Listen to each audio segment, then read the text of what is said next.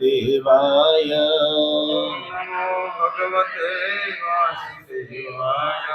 ઓમ નમો ભગવતે વાસુદેવાય. ઓમ નમો ભગવતે વાસુદેવાય. નારાયણં નમસ્કૃત્ય નરં ચૈવ નરોત્તમં દેવીં સરસ્વતીં વ્યાસં તતો જયેમુદીરયે. કૃષ્ણાય વાસુદેવાય દેવકી નંદનાય ચ નંદગોપકુમારાય ગોવિંદાય નમો નમઃ. ઓમ જ્ઞાનતિમિરાંધસ્ય જ્ઞાનાંજનશલાકયા ચક્ષુરુન્મિલિतं येन તસ્मै શ્રી ગુરુવે નમઃ. નમો વિષ્ણુપાદાય કૃષ્ણપ્રેષ્ઠાય ભૂતલે શ્રીમતે ભક્તિવેદાંત સ્વામીનિતિ નામિને. નમસ્તે સરસ્વતી દેવે ગૌરવાણી પ્રચારિણે નિર્વિશેષ શૂન્યવાદી પાશ્ચાત્ય દેશતારિણે. વાંછાકલ્પતરુભ્યશ્ચ કૃપા સિંધુભ્ય એવ ચ પતિતાનામ પાવનેભ્યો વૈષ્ણવેભ્યો નમો નમઃ. જય શ્રી કૃષ્ણ ચૈતન્ય પ્રભુ નિત્યાનંદ શ્રી અદ્વૈત ગદાધર શ્રીવાસાદિ ગૌર ભક્તવૃંદ. હરે કૃષ્ણ કૃષ્ણ કૃષ્ણ હરે હરે હરે રામ રામ રામ હરે હરે. હરે કૃષ્ણ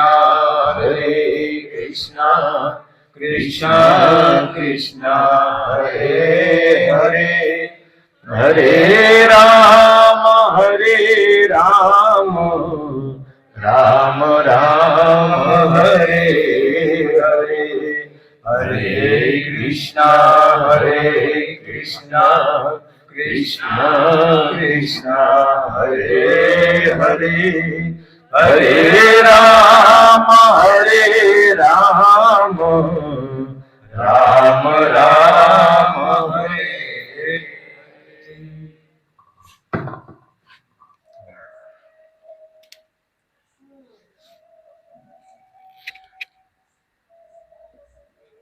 સર્વપ્રથમ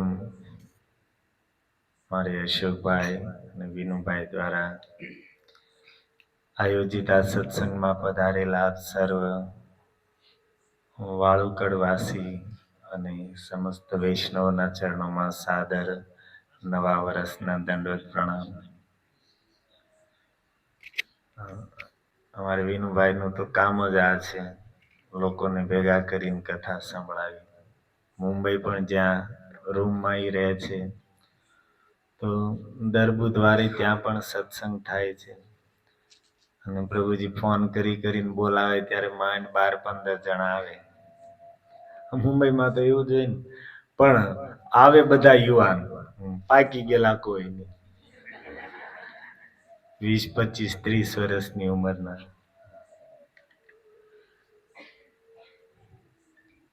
તો ઉત્સવોનો સમય ચાલી રહ્યો છે. નવરાત્રિથી આપણા ઉત્સવો ચાલુ થયા છે. પણ વાત એ છે કે મનોરંજન એક અલગ વસ્તુ છે અને ધર્મ એક અલગ વસ્તુ છે. મનોરંજન કરવું હોય તો આ જગતમાં કોઈ તાણ નથી, આપણે કરીએ જ છીએ. પાર્ટીઓમાં, વિવાહમાં, ફંક્શનોમાં, હરવા ફરવા જઈએ ત્યાં, તો એમાં કોઈ વાંધો નથી. ઠાકોરજી આપ્યું હોય તો મનોરંજન આપણને શોખ હોય, છોકરાઓ માટે ઘણી વખત આપણને શોખ ન હોય, છોકરાઓ માટે કરવું પડતું હોય.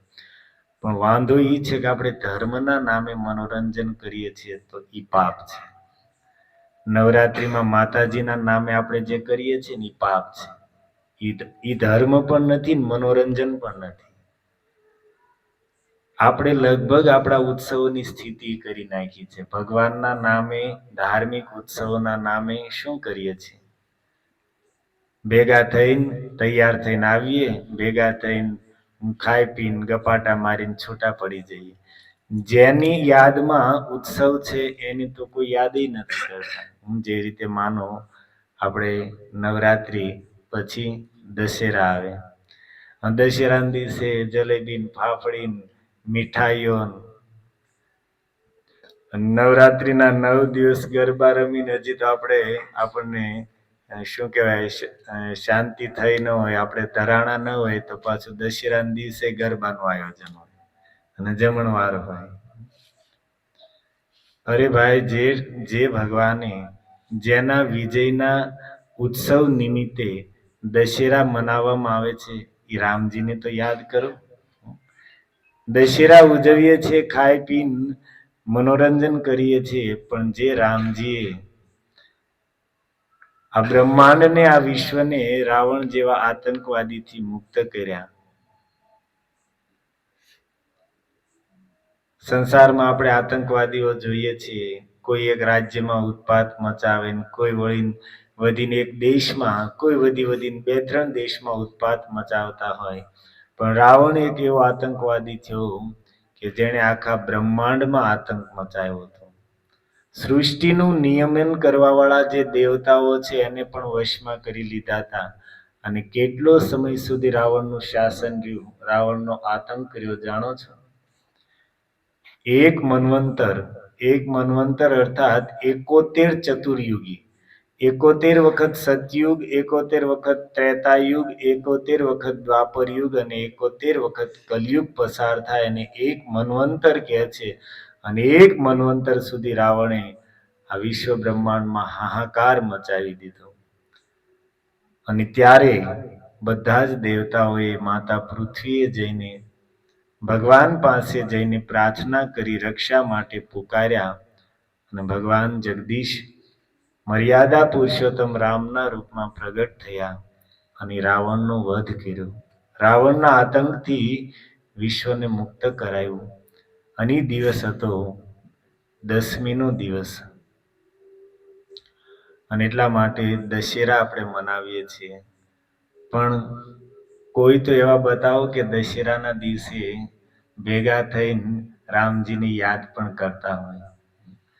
અમે તો કોઈને નથી જોયા. મુંબઈમાં, સુરતની ખબર નથી, અમે મુંબઈમાં રહીએ છીએ તો બધી જ સોસાયટીમાં દશેરાનો જમણવાર હોય. મોટા લોકો માટે 1-2 કલાક ગરબાનું આયોજન હોય. પછી છોકરાઓને રમત ગમત માટે ઓલા છોકરા રમાડવા વાળા આવે ને, બર્થડે માં ને એમાં અલગ અલગ ગેમો રમાડે, એને બોલાવે. અને પછી બધા ભેગા થઈને ભોજન કરે અને બસ ઘરે જઈને સુઈ ગયા. થઈ ગયા આપણા દશેરા. રામજી ક્યાં ને એનું નામ ક્યાં ને કાંઈ લેવા દેવા નહીં. હકીકતમાં આપણી આવતી પેઢીઓ આમાંથી આપણને જોઈને શિક્ષા લેશે કે આપણા બાપ દાદાઓ દશેરા આવી રીતે મનાવતા હતા તો આમ જ મનાવવાના. આપણે એને શીખવાડી રહ્યા છીએ.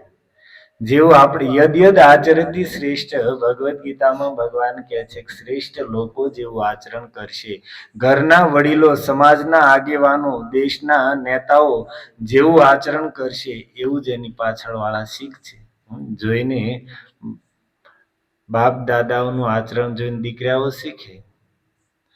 આપણે આવા મનોરંજન કર્યા છે તો આપણે પાછળ વાળાને એમ જ થશે કે ધર્મ એટલે આ જ છે, ભેગું થઈને ખાવું પીવું, ગપ્પા મારવાનું, બસ મનોરંજન કરવું, આનું નામ જ ધર્મ. આપણને જોઈને તો પાછળવાળા આ જ શીખશે. રાવણના પૂતળા બાળે શું થાય છે ભાઈ? એક રાવણ આપણી અંદર બેઠો છે. રાવણ તો હતો જ ત્રેતાયુગમાં, જેને રામજીએ માર્યો, પણ એક રાવણ સ્વભાવ પણ છે. રાવણ શું કરતો જાણો છો? સવારમાં ભગવાન શંકરનો અભિષેક કરતો, આરાધના કરતો, ભક્તિ કરતો, અને પછી દિવસે શું કરતો? ગામની બેન બેટીઓને જેને સારી સુંદરી જોઈ એને ઉઠાવીને લાવ્યો. જે કોઈને સમર્થ અને ધનવાન જોયા એની પાસેથી બધું છીનવી લીધું. અરે ભાઈ, સવારમાં તું ભક્તિ કરે છો, આરાધના કરે છે, દિવસે ગામને લૂંટવાના ધંધા.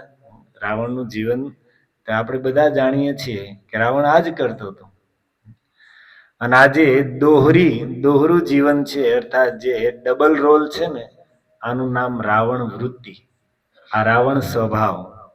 આપણે એક બાજુ તો ધર્મ કાર્ય કરીએ છીએ, એક બાજુ આરાધના કરીએ છીએ, એક બાજુ તીર્થોમાં અને મંદિરોમાં જઈએ છીએ, એક બાજુ ભજન કરીએ છીએ, અને બીજી બાજુ ગામની નિંદાઓ કરતા હોઈએ, બીજાની બેન બેટીઓ ઉપર કુદ્રષ્ટિ કરતા હોઈએ, સ્ત્રીઓની ચર્ચા કરતા હોઈએ, બીજાને ઠગવાન, બીજાને છેતરવા, એ જ આપણી વૃત્તિ હોય, તો આનું નામ જ રાવણ સ્વભાવ.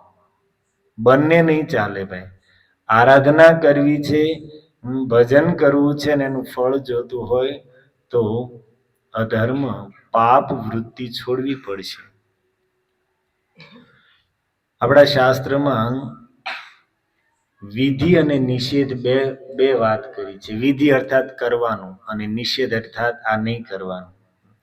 જ્યાં સુધી નિષેધ અર્થાત જે વસ્તુ કરવાની ના પાડી છે એને નહીં છોડીએ ત્યાં સુધી વિધિનું ફળ નહીં મળે. ધર્મનું ફળ જોતું છે તો અધર્મને છોડવું પડશે. જીવનમાં આપણે કંઈક પુણ્ય કરીએ છીએ ને પુણ્યનું ફળ જોતું છે તો પહેલા પાપને છોડવું પડશે.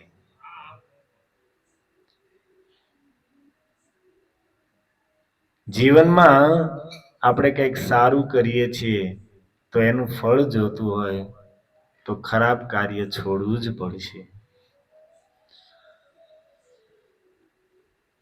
એટલા માટે દશેરા પહેલા તો ભગવાનની લીલાને સાંભળીને, સમજીને, આપણી અંદર જે આ રાવણ પ્રવૃત્તિ છે, એક બાજુ આપણે સારું કરીએ છીએ ને એક બાજુ ખરાબ પણ કરી રહ્યા છે, આ જે બેવડું વલણ છે, આ બે પ્રવૃત્તિ છે, આને છોડવી પડશે, એને મારવી પડશે. અને એને મારવી હોય તો શું કરવું પડશે? રામજીએ જેમ રાવણને માર્યો એમ રામનું નામ છે એ આપણી અંદર જે રાવણ પ્રવૃત્તિ છે ને એને મારશે. રામ કરતા પણ આપણે ત્યાં મહાપુરુષોએ આપણા શાસ્ત્રોએ કીધું છે કે રામ કરતા પણ મોટું અને રામ કરતા પણ સમર્થ, શક્તિશાળી એનું નામ છે. રામજીએ પથ્થર ફેંક્યો સમુદ્રમાં તો ડૂબી ગયો, પણ એ જ રામના નામે પથ્થર તર્યા હતા. જો રામાયણમાં એક શબરીની કથા આવે છે અને એક શૂર્પણખાની આવે છે. શૂર્પણખા અર્થાત જાણો છો ને?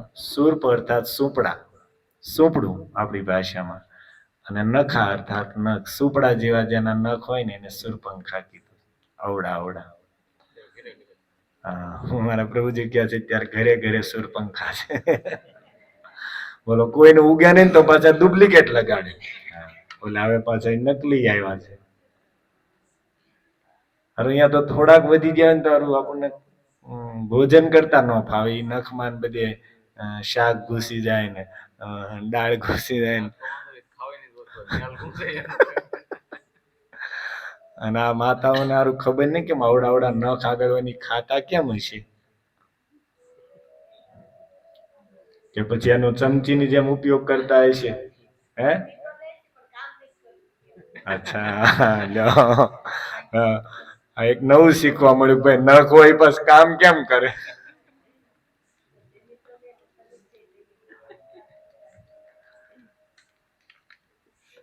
શૂર્પણખા ની સામે રામ હતા. સુરપંખાની પાસે રામ હતા, રામજીની પાસે જઈને ઊભી રહી હતી. તમે રામાયણનો પ્રસંગ સાંભળ્યો છે ને? સુરપંખાની પાસે રામ હતા પણ રામનું નામ નહોતું, તો રામજીની પાસે જઈને તે નકટી થઈને આવી, નાકકાન.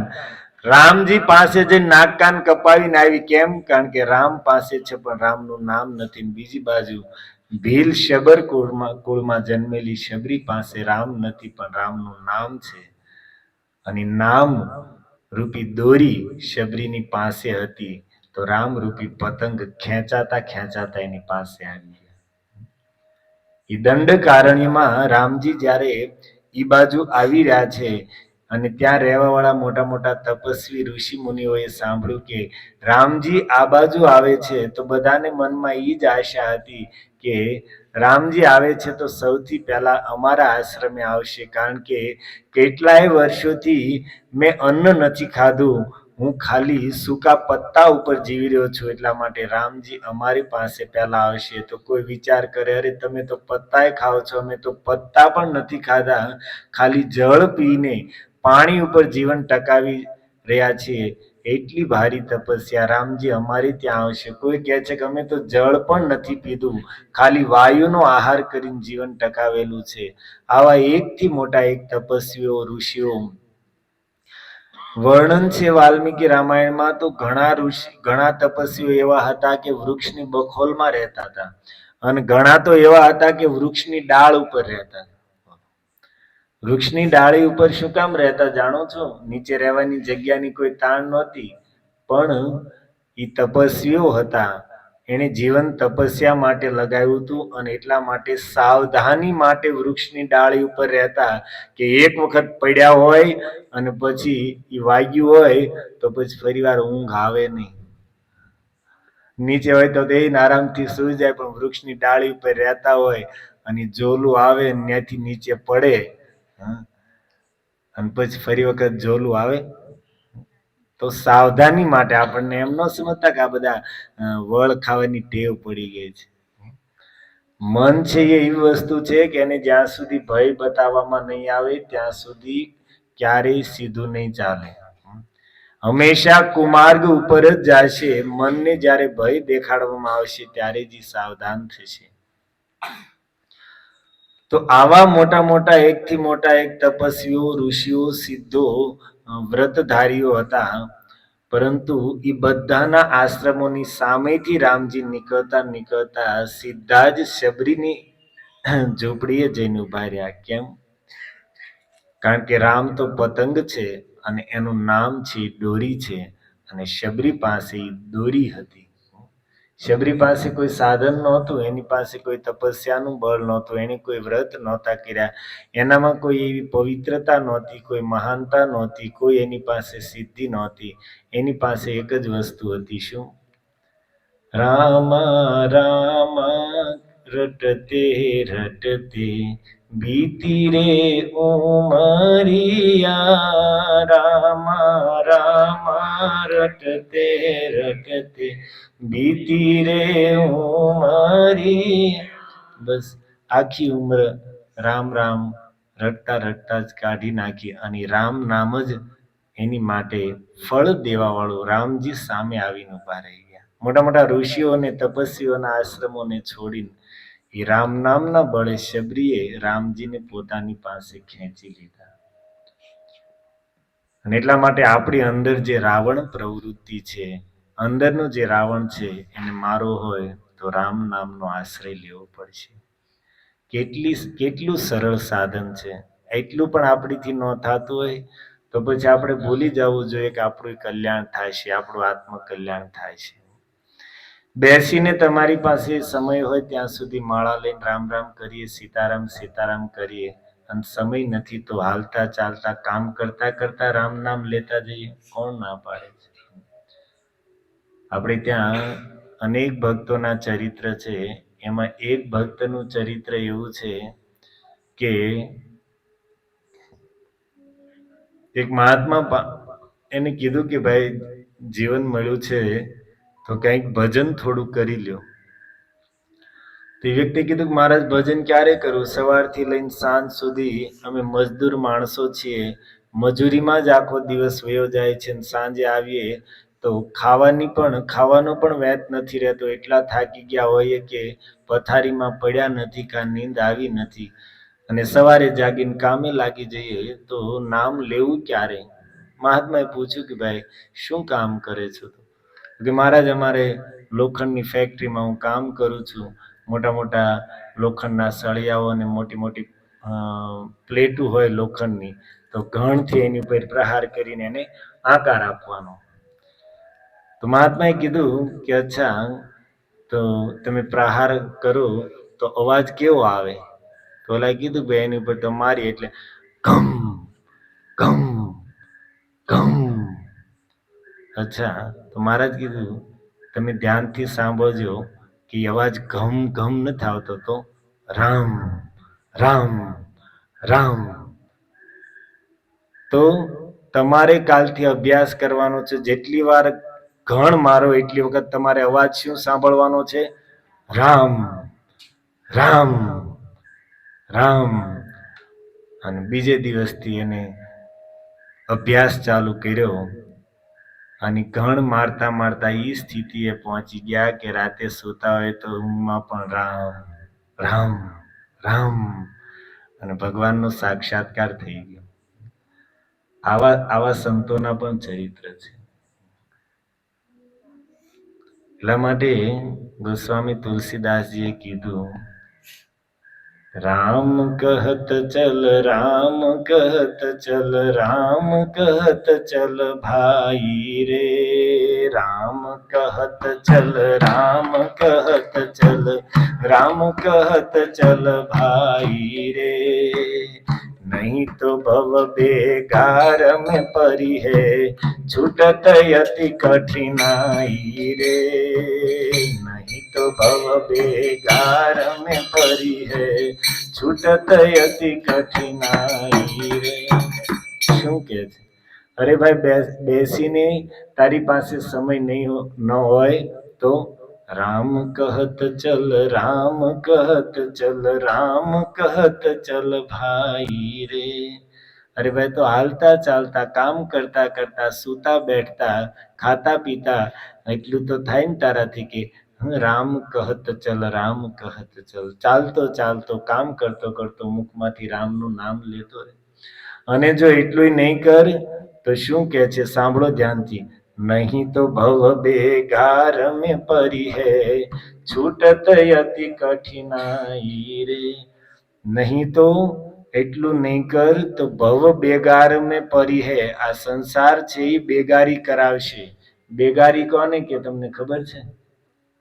હા, મહેનતાણું આપ્યા વગર, વળતર આપ્યા વગર, મજૂરી આપ્યા વગર જે કામ કરાવવામાં આવે ને એને બેગારી કહેવાય.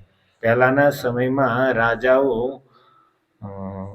ગુલામો પાસે જે કરાવતા ને એનું નામ બેગારી. આપવા કરાવવાનું કાંઈ નહીં, મહેનત કરાવવાની.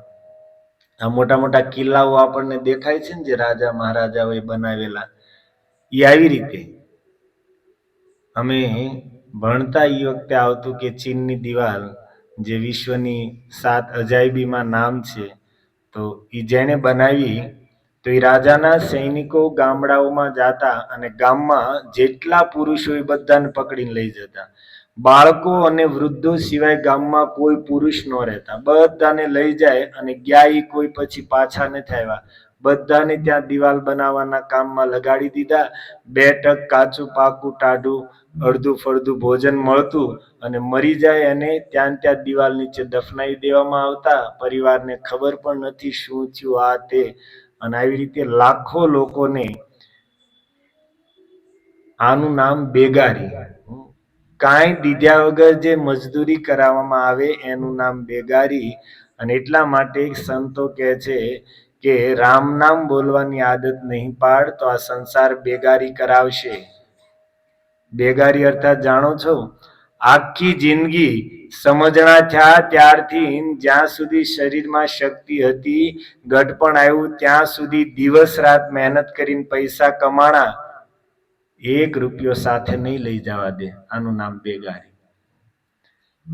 જ્યારથી જીવન મળ્યું ને જ્યારથી થોડી સમજ આવી ત્યારથી લઈને મર્યા ત્યાં સુધી સંસારના સંબંધો, સંસારના વ્યવહારો નિભાવવામાં, પરિવારનું ભરણ પોષણ કરવામાં બધો જ સમય ગયો. પણ એમાંથી એક વ્યવહાર સાથે નહીં લઈ જવા દે, પરિવારના એક વ્યક્તિને સાથે નહીં લઈ જવા દે, કે એક સંબંધ સાથે નહીં લઈ જવા દે. આનું નામ બેગારી. સંસાર આ કરાવશે આપણે. આખી જિંદગી જે કર્યું એમાંથી કાંઈ સાથે ન લઈ ગયા, ખાલી મહેનત હાથમાં આવી, બેગારી ખાલી હાથમાં આવી. હારું ઘણી વાર એમ થાય કે ભગવાને કદાચ એવી કઈક સ્કીમ રાખી હોત કે જે કમાવો છે એમાંથી 2-5% સાથે આવશે તો આપણે શું કરે? 1 રૂપિયો સાથે નથી લઈ જવાનો તોય આપણે દિવસ રાત આમાં લાગેલા છીએ. અને કદાચ ઠાકુરજીએ સ્કીમ આપી હોત કે 2-3% સાથે આવશે તો બોલો, કાંઈ સાથે આવવાનું નથી તોય આપણે ભજન તો નથી કરતા, પણ બીજા કરતા હોય ને એ આપણને ન ગમે. બોલો, શું પણ માળા લઈને ચોંટો છાનો મનો કામ ધંધો કરીને લે. અને મને એવું લાગે છે કે આ કદાચ જો 5% સાથે આવવાના હોત ને તો આ બધા ભેગા થઈને માળા કરવા વાળા મારે તો આનો મનો ધંધો કરી 5% હારે આવશે.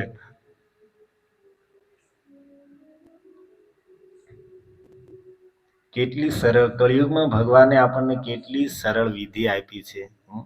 જેને ભવસાગર પાર થવું છે એની માટે ઠાકુરજીએ કળિયુગમાં પોતાના નામની અંદર બધી જ શક્તિ ભરી દીધી. આજ સુધી જે મહાપુરુષોએ કળિયુગમાં જેણે જેણે પણ ભગવાનની પ્રાપ્તિ કરી છે એને નામના બળે કરી છે.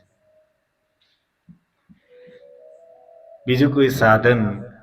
ઘણી વાર એમ થાય કે આપણે નામ લઈએ છીએ પણ સાલું કાંઈ અનુભૂતિ નથી થઈ. કેટલાય સમયથી માળા કરીએ છીએ પણ નથી કાંઈ સાક્ષાત્કાર થતો, કે નથી કોઈ અનુભૂતિ થતી, કે નથી કાંઈ એવું દેખાતું.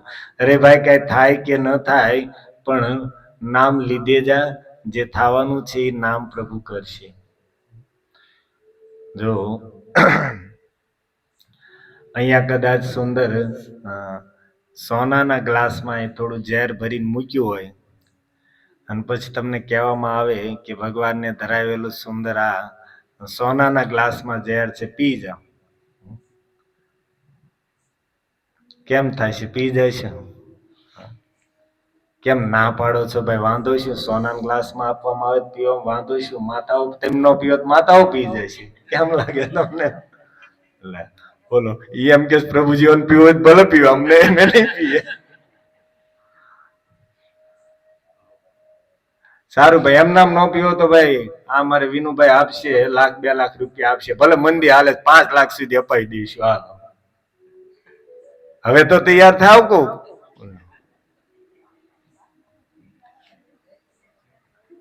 ચાલો આ યુવાન વાત જવા દો, આપણે માળ્યું ને કે તમે હવે આમ તો કિનારે પહોંચ્યા છો, 2-5 લાખ મળતા હોય ભાઈ પી જાવ ને બાપા, શું વાંધો? તમે કહેશો પ્રભુજી અમારે કાંઈ મરવાની ઉતાવળ નથી, અમારે કાંઈ મરવું નથી ઝેર પીને. અચ્છા, તો એક વાત બતાવો કે તમને લોકોને કીધું કોણે કે ઝેર પીવાથી આપણે મરી જઈએ? ઝેર પીવાથી મરી જઈએ કીધું કોણે? અનુભવ છે? કોઈને અનુભવ છે કે ભાઈ ઝેર પીતે મરી જવાય? તો પછી શું કામ નથી પીવું? અરે પ્રભુજી, ભલે અનુભવ નથી પણ અમે સાંભળ્યું છે, અમે વાંચ્યું છે અને અમે જોયું છે કે જેણે જેણે ઝેર પીધું છે ને એ બધા મરી ગયા છે. એમ જીવનમાં ભલે અમને કઈ અનુભૂતિ થાય કે ન થાય, સાક્ષાત્કાર થાય કે ન થાય, પરંતુ અમે સાંભળ્યું છે, સંતોના જીવનમાં જોયું છે અને શાસ્ત્રમાં અમે વાંચ્યું છે કે આ ઘોર કળિયુગમાં જેને જેને ભગવાનની પ્રાપ્તિ થઈ છે એને માત્ર હરિનામ અને હરિકથાથી થઈ છે. બસ એટલા માટે આમાં લાગી જવાનું છે.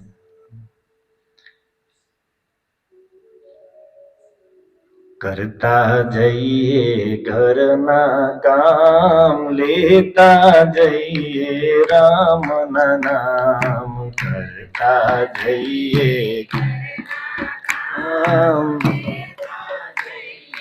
રામ નના શ્રી રામ જય રામ શ્રી રામ જય રામ શ્રી રામ શ્રી રામ બોલો શ્રી રામ જય રામ શ્રી રામ જય રામ શ્રી રામ જય શ્રી રામ જય રામ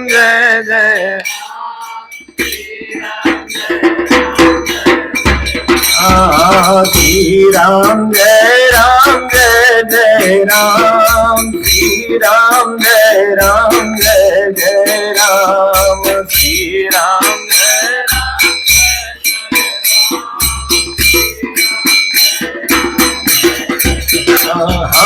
श्री राम जय राम श्री राम जय राम श्री राम सीताराम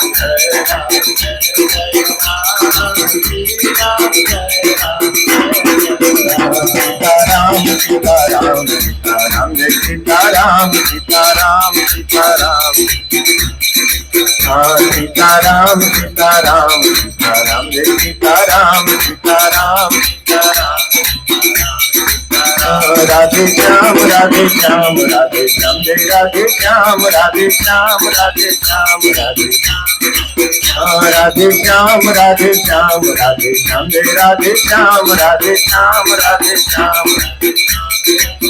जय जय राम कृष्ण हरि जय राम कृष्ण हरि जय राम कृष्ण हरि जय राम जय राम कृष्ण हरि जय राम कृष्ण हरि जय राम कृष्ण हरि जय सीताराम सीताराम सीताराम जय सीताराम सीताराम सीताराम थोड़ी कथा करिए પછી છેલ્લે આપણે ઘડી કીર્તન કરશું. અહીંયા વાળુકડમાં કેટલા વાગ્યાનો સુવાનો નિયમ છે ભાઈ બતાવો? હા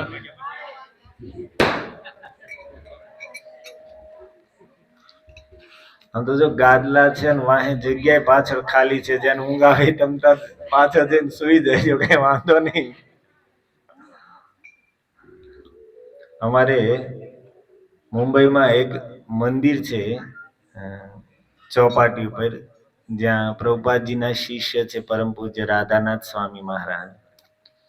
તો એના દ્વારા બનાવેલું છે મંદિર, અને ત્યાં ભગવાન છે જેમનું નામ છે રાધા ગોપીનાથજી. શું નામ છે? રાધા ગોપીનાથજી છે, ગૌર નિતાય છે અને શ્રીનાથજી ભગવાન છે. ત્રણ ત્યાં ભગવાન છે. તો મારે ત્યાં ચોપાટી બહુ તમે લોકો ગયા હો તો બહુ ગીચ એરિયો છે અને બહુ રીચ, બહુ મોંઘો એરિયો છે. તો સ્વાભાવિક છે કે એટલી બધી જગ્યા ન હોય, તો થોડી સાંકડી જગ્યા છે અને ઉપરના માળે મંદિર છે, આખું પેક છે, લાકડાનું બનેલી બાઉન્ડ્રી વાળો હોલ છે. તો બધી બાજુથી પેક છે, તો થોડી ગરમીનો ત્યાં પરેશાની રહે. તો મહારાજજી એક દિવસ કથા કહેતા હતા, અને કથા પછી એને ત્યાં એક ભક્ત છે મહારાજજીના શિષ્ય ગૌરાંગ પ્રભુજી, આખું મંદિર સંભાળે છે. તો એને કીધું, મહારાજજીએ કીધું કે ગૌરાંગ, આ ભક્તોને બધાને કથા સાંભળવામાં મંદિરમાં ગરમી થાય છે, તો અહીંયા થોડા એસી નખાવી દો. तो गौरांग प्रभु के महाराज जी, बिना एसी के ही लोग कथा में सोते हैं, अब आप एसी डालने का कहेंगे तब तो हमें लगता है कल से लोग गद्दे लेकर आएंगे.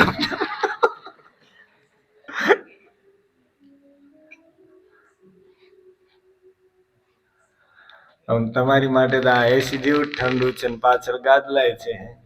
હા, અને એમ થાય કે અહીંયા બધાની વચ્ચે શરમ લાગે છે, પાછળ ગમાણી છે, એમાં જઈને સુઈ જાવ તો વાંધો નહીં.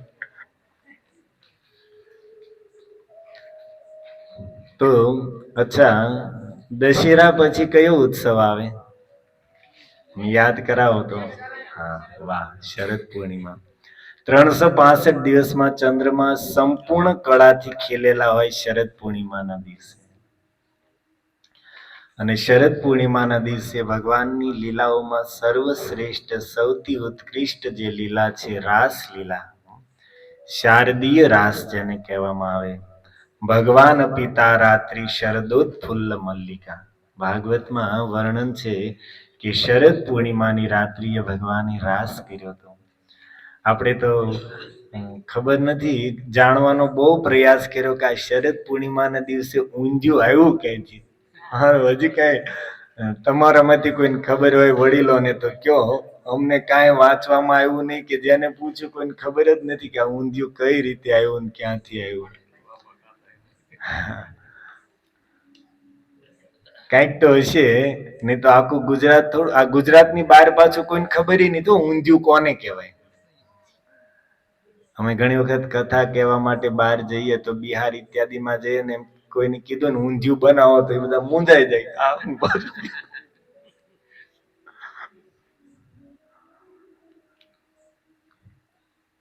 જો શરદ પૂર્ણિમા ભગવાનની રાસલીલા ધ્યાનથી સાંભળો.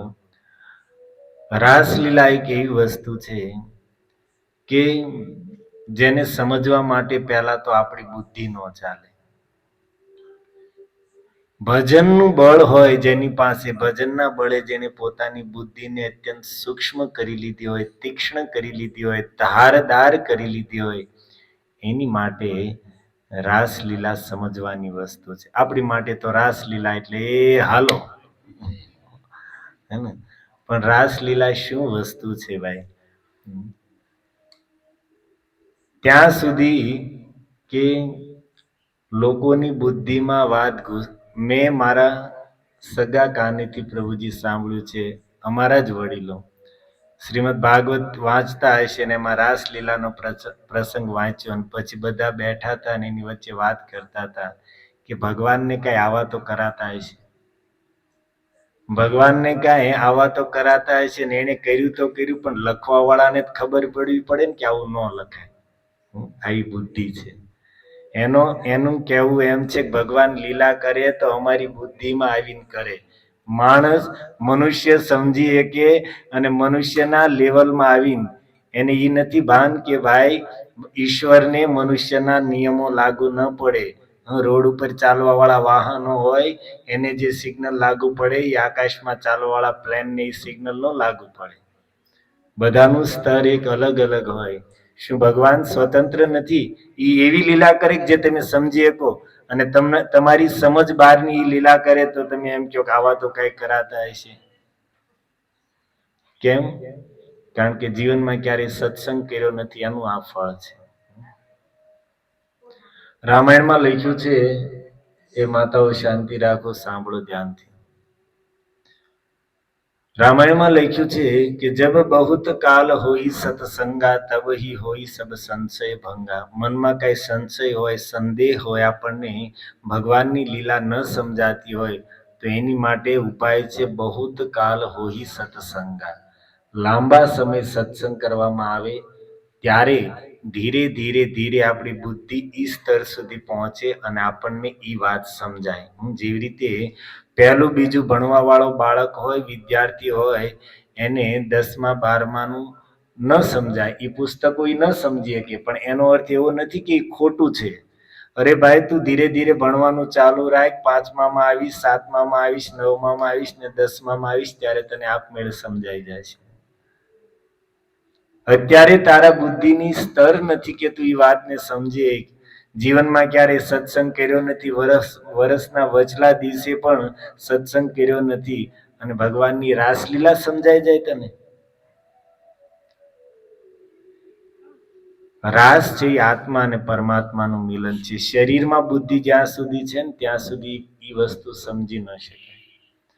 પદ્મપુરાણમાં એક આખો એક ખંડ આપ્યો છે જેમાં વિસ્તારથી વર્ણન કર્યું છે કે કયા ઋષિ કેટલા યુગો સુધી કયા મંત્રનો જપ કરીને ભગવાનને પ્રસન્ન કરીને પછી વ્રજમાં કયા ગોપના ઘરે કયા નામની ગોપીના રૂપમાં એને અવતાર લીધો. ભગવાનની રાસલીલામાં પ્રવેશ પ્રાપ્ત કરવા માટે એ ઋષિ મુનિઓ અનેક યુગો સુધી તપસ્યા કરીને વ્રજમાં ગોપી થઈને આવ્યા છે. હવે બીજાની વાત જવા દો. દેવાદિદેવ ભગવાન શંકર એ રાસલીલાનું સુખ લેવા માટે જેણે પોતાની ત્રીજી દ્રષ્ટિ, તીસરું નેત્ર ખોલીને કામને ભસ્મ કરી નાખ્યું. સંસારના જીવો આપણી જેવા વિવાહ કરવા માટે જાય તો કામ ઉપર સવાર થઈને મનમાં કેટલી વાસનાઓ લઈને જાય, પણ ભગવાન શંકર તો વિવાહ કરવા માટે ગયા તો બળદ ઉપર સવાર થઈને ગયા. બળદ શું છે? આપણે ત્યાં બળદને ધર્મનું પ્રતીક માન્યું છે. વિવાહ કરવા માટે ગયા તો પણ ધર્મ ઉપર સવાર થઈને ગયા, કામ ઉપર સવાર થઈને ન ગયા. એક દ્રષ્ટિથી કામને બાળીને ભસ્મ કરી નાખ્યો. ઈ ભગવાન શંકર રાસલીલામાં જતા હોય તો શું એમાં કામની ગંધ હોય? પણ અજ્ઞાની લોકોને સમજવું જ નથી. એટલી મહાનતાની સીમા જગતનો ઈશ્વર થઈને આજે પણ વ્રજમાં સાડી પહેરીને ગોપી થઈને બેઠા છે એ રાસલીલાનો સુખ લેવા માટે. ભગવાન શંકરની પાસે આપણે એક ચરણની ધૂળમાં પણ ના આવીએ. આપણે શું ઓકાતમાં છે? અને આપણી જેવા સાધારણ માણસને કીધું હોય કે સાડી પહેરીને વાળુકડના ચોરે આંટો મારી આવો, 10 લાખ રૂપિયા રોકડા ગણી દઈશું. દિવાળીના સમયે અઠવાડિયા સુધી વાળુકડના ચોરે જઈને બેસવાનું છે સાડી પહેરીને પુરુષોને. હાલે હિંમત? પણ ભગવાન શંકર સાડી પહેરવામાં પણ એને સંકોચ ન થયો. સ્ત્રીના વસ્ત્ર ગોપી બનવામાં સંકોચ ન થયો. કેમ? કારણ કે રાસલીલાનું સુખ લેવું છે. મહામુનિ શુકદેવજી રાસલીલાનું વર્ણન કરે પરીક્ષિતજી સામે. પરીક્ષિત પાસે 7 દિવસનો સમય હતો અને 5મા દિવસે શુકદેવજી રાસલીલા સંભળાવે છે. હવે જેની પાસે જીવનમાં 1 દિવસ વધ્યો છે એને રાસલીલા, જો એમાં કામની ગંધ હોય તો જે માણસ પરમ દિવસે મરવાનો છે એની વાત સંભળાવે કોઈ? અચ્છા, સાંભળવા વાળા ને કહેવા વાળા કોણ છે? ભગવાનની રાસલીલાનું વર્ણન કરવા વાળા મોટા મોટા ઋષિ મુનિઓ. શુકદેવજી જેને વસ્ત્ર નથી પહેર્યા, નગ્ન રહે છે, સામે બેઠા છે એવા ઋષિઓ બેઠા છે કે જેની તપસ્યા ભંગ કરવા માટે ઇન્દ્રએ અનેક વખત અપ્સરાઓ મોકલી છે. જે અપ્સરાઓની સુંદરતા પાસે પૃથ્વીની મિસ વર્લ્ડ હોય કે મિસ યુનિવર્સ હોય કે મિસ ઇન્ડિયા હોય, એક અંશની તુલના ન કરી શકે એવી સુંદરી સ્વર્ગની અપ્સરાઓ, જેની અંદર સહેજ પણ વિકાર, સહેજ પણ કામ જાગૃત ન કરી શકી. અને એ બધા ઋષિ મુનિઓ બેસીને ભગવાનની રાસલીલા સાંભળી રહ્યા છે અને એની ઉપર ટિપ્પણી કરતા આપણી જીભ કેમ ચાલે? આપણી જ્યાં પહોંચ જ નથી. જે ભગવાનનું ભજન કરીને આ જગતમાં કેટલા મહાપુરુષો આજીવન બ્રહ્મચર્ય વ્રતનું પાલન કર્યું, કામથી મુક્ત થઈ ગયા, જેના ભજનમાં એટલું બળ છે. હું કાલે જ વાંચતો હતો, એક લોચનદાસ ઠાકુર કરીને એક સંત થઈ ગયા આજથી 500 વર્ષ પૂર્વ. એ સમયની પરંપરા અનુસાર બાળપણમાં વિવાહ થઈ જતા, નાનપણમાં. અને લોચનદાસ ઠાકુરના વિવાહ નાનપણમાં થઈ ગયેલા, 2, 4, 5 વર્ષની ઉંમરમાં. અને પછી ધીરે ધીરે સમય ગયો અને નરહરી સરકાર કરીને એક સંત હતા, એના સંગથી આ લોચનદાસ ઠાકુરની અંદર બાળપણથી જ ભક્તિ આવી ગઈ. અમારા બે છોકરાઓ બેઠા છે, શિવમ ને પ્રિન્સ. કીર્તનમાં આપણે બધા વાહર વાહવા ખાતા હતા, બેને જ પરસેવો વળેલો હતો, કારણ કે બંને વગાડવામાં લાગેલા હતા. કેટલા ભાગ્યશાળી છે છોકરા, આવડા છોકરાઓ ભણે છે, છતાં વેકેશનનો સમય હોય કે રજાનો સમય હોય તો મંદિરે આવીને કીર્તન કરે, સેવા કરે, ભક્તોના સંગમાં કથા સાંભળે. પૂર્વજન્મની ભક્તિ લઈને આવ્યા હોય ત્યારે થાય, બાકી ગટપણમાં આપણને આ માર્ગ હજી મળતો નથી. મહાપુરુષો કેમ કે ઘરેથી મંદિરનો રસ્તો 50 ડગલા જ છે. આપણા ઘરેથી મંદિરનો રસ્તો 50 ડગલાનો છે, પણ મંદિરે જવું છે આ વિચાર આવતા આવતા જીવનના 50 વર્ષ વયા જાય.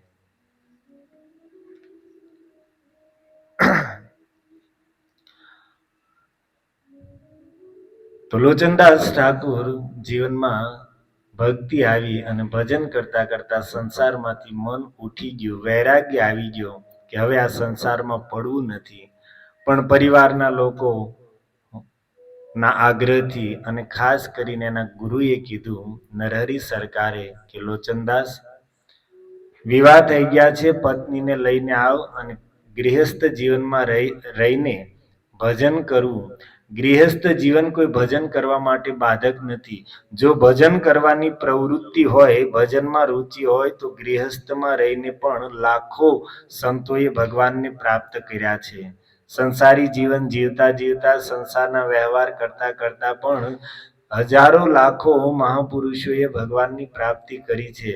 અને જો ભજનમાં રુચિ નથી, ભજનની પ્રવૃત્તિ નથી, તો ઘર બાર છોડીને વનમાં વયા ગયા, આશ્રમમાં વયા ગયા, મંદિરોમાં વયા ગયા, તો ત્યાંય ભજન નહીં થાય, ત્યાંય ખાઈ પીને પડ્યા રહેશે ટબ્બા જેવા થઈને. તો કે છે પુત્ર, ગૃહસ્થ જીવન ભજન માટે કોઈ બાધક નથી. ભગવાનની પ્રાપ્તિ માટે ગૃહસ્થ જીવન કોઈ અડચણ રૂપ નથી. તારે ભજન જ કરવું છે તો પત્ની સાથે રહીને, પરિવાર સાથે રહીને કરજે, પણ તું પત્નીને લઈ આવ. તો મોટા થયા, યુવાની આવી એટલે પત્નીને તેડવા માટે ગયા સસુરાલમાં. હવે બાળપણમાં વિવાહ થયેલા હતા, 2-5 વર્ષની ઉંમરમાં કદાચ થયા છે, ઉંમર લખી નથી. અને પછી યુવાની અર્થાત 18-20 વર્ષની ઉંમર થઈ ત્યારે સસુરાલમાં ગયા લેવા માટે, તેડવા માટે પત્નીને. અને ગામના શું કહેવાય, આપણે અવેડો હોય એને શું કહેવાય, આ પાદર. આ ત્યાં એક સ્ત્રી પાણી ભરીને જાતી હતી અને એને હાથ જોડીને કે માતા, અમુક ફલાણા વ્યક્તિનું ઘર ક્યાં છે? તો એને કીધું કે ભાઈ અમુક સ્થાને છે. તો પૂછતા પૂછતા ઘરે ગયા, સસુરાલમાં, સાસરાના ઘરે. અને ત્યાં જઈને ખબર પડી કે પાદર ઉપર જે સ્ત્રીને માં કહીને સંબોધન કર્યું હતું, એ જ એની ઘરવાળી છે. જેને માતા કીધું હતું એ જ પત્ની નીકળી. તો લઈને ઘરે તો આવ્યા, પણ મનમાં વિચાર કર્યો કે જે સ્ત્રી માટે મુખમાંથી માં શબ્દ નીકળ્યો, અને હવે જો એને પત્નીના રૂપમાં રાખું તો ધર્મ નષ્ટ થાય, તો ધર્મ ભ્રષ્ટ થઈ જાય. જેવી રીતે રામાયણનો પ્રસિદ્ધ પ્રસંગ છે કે રામજીની પરીક્ષા કરવા માટે સતીજીએ સીતાનું રૂપ ધારણ કર્યું. તો ભગવાન શંકર વિચાર કરે છે કે હવે સતીના આ શરીર સાથે હું જો પત્નીનો સંબંધ રાખું તો ભક્તિ માર્ગ લજાય. કારણ કે સતીએ માનું રૂપ, જગદંબા સીતાનું રૂપ ધારણ કર્યું છે. એટલા માટે એહી તન સતી ભેટ મોહી નાહી, શિવ સંકલ્પ કિન્હ મન માહી, એહી તન સતી ભેટ મોહી નાહી. મનમાં જ સંકલ્પ કર્યો કે હવે જ્યાં સુધી સતીનું આ શરીર છે ત્યાં સુધી સતીનો સ્વીકાર નહીં થાય પત્નીના રૂપમાં, કારણ કે એને માનું રૂપ ધારણ કર્યું છે. અને એ જ વાત લોચનદાસ ઠાકુરજી, કે જેની માટે માં શબ્દ નીકળ્યો, હવે એને પત્નીના રૂપમાં કઈ રીતે રાખવું? તો ઘરે તો લાવ્યા, સંસારની દ્રષ્ટિમાં બંને પતિ પત્નીના રૂપમાં રહ્યા, પણ આજીવન પત્નીને સ્પર્શ ન કર્યો. સંસારની દ્રષ્ટિમાં પતિ પત્નીના રૂપમાં રહે છે, પણ ઘરમાં માના રૂપમાં આજીવન હાથ ન લગાડ્યો પત્નીને. જેના ભજનના બળેથી એક સાધારણ વ્યક્તિ એટલી મહાનતા સુધી પહોંચી શકતા હોય, એ ભગવાનની અંદર શું કામની ગંધ કે કામની કલ્પના કરી શકાય?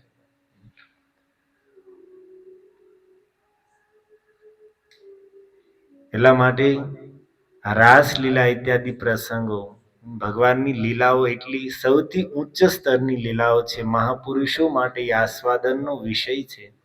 આપણી જેવા સાધારણ લોકો એ સમજી પણ ન શકે. અને એટલા માટે પ્રભુપાદજી હંમેશા કહેતા કે ભાઈ રાસલીલાનું વર્ણન સાધારણ લોકો સામે ન કરવું જોઈએ, કારણ કે લોકો સમજી નહીં શકે ને અપરાધ કરી બેસે. વૃંદાવનમાં તમે લોકો, આમાંથી કેટલા લોકો વૃંદાવન ગયેલા છો?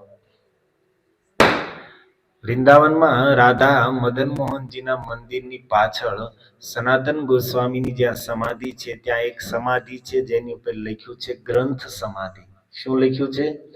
ગ્રંથ સમાધિ. મહાપુરુષોએ, સંતોએ ભગવાનની જે રાસલીલાઓના દર્શન કર્યા હતા, એ બધી જ લીલાઓને ગ્રંથના રૂપમાં લખી. રૂપ ગોસ્વામી, સનાતન ગોસ્વામી ઇત્યાદિ એ સમયના આચાર્યોએ નિત્ય ભગવાનની જે વૃંદાવનમાં આજે પણ લીલા થાય છે, દિવ્ય દ્રષ્ટિથી, સિદ્ધ દ્રષ્ટિથી એના દર્શન કરીને એ બધી લીલાઓને ગ્રંથોના રૂપમાં લખી. પણ પછીથી જે સંતો થયા, આચાર્યો થયા, એને વિચાર કર્યો કે કળિયુગના જીવો ભગવાનની આ લીલાઓને સમજી નહીં શકે અને ભગવાન પ્રત્યે અપરાધ કરીને પોતાની દુર્ગતિ કરી લેશે. અને એટલા માટે કળિયુગી જીવો ઉપર ઉપકાર કરવા માટે કે આ ભગવાનના અપરાધથી બચે એટલા માટે બધા જ મહાપુરુષોએ ભેગા થઈને જેટલા પણ દિવ્ય ગ્રંથો હતા, જેમાં ભગવાન રાધા કૃષ્ણની રાસલીલા ઇત્યાદિ ગુહ્ય લીલાઓનું વર્ણન હતું, એ બધા ગ્રંથોને જ સમાધિ આપી દીધી. ચલો, શરદ પૂર્ણિમાને યાદ કરી આપણે થોડી. હવે આગળ થોડા વધીએ. પછી કયો ઉત્સવ આવે છે શરદ પૂર્ણિમા પછી? હા, ધનતેરસ. આપણી માટે કામની વસ્તુ. અચ્છા, ધનતેરસ શું છે તમને ખબર છે? હા, સમુદ્ર મંથન. શ્રીમદ ભાગવતમાં કથા આવે છે સમુદ્ર મંથનની. 1 વર્ષ સુધી સમુદ્ર મંથન ચાલ્યું હતું. તો સૌથી પહેલા દિવાળીના દિવસે સવારમાં કામધેનુ ગાય માતા પ્રગટ થઈ. સમુદ્ર મંથનમાં દિવાળીના દિવસે સવારમાં કામધેનુ ગાય પ્રગટ થઈ, અર્થાત ગાય માતાનો જન્મદિવસ દિવાળીનો દિવસ અને સવારનો સમય માનવામાં આવે છે. આજે પણ આપણે ગુજરાતમાં નહીં પણ બિહાર ઇત્યાદિ દક્ષિણ ભારતમાં કેટલાય પ્રદેશો એવા છે કે જ્યાં આજે પણ પરંપરા છે કે દીપાવલીના દિવસે સવારમાં ગાય માતાની પૂજા કરવામાં આવે છે, ગૌ પૂજન.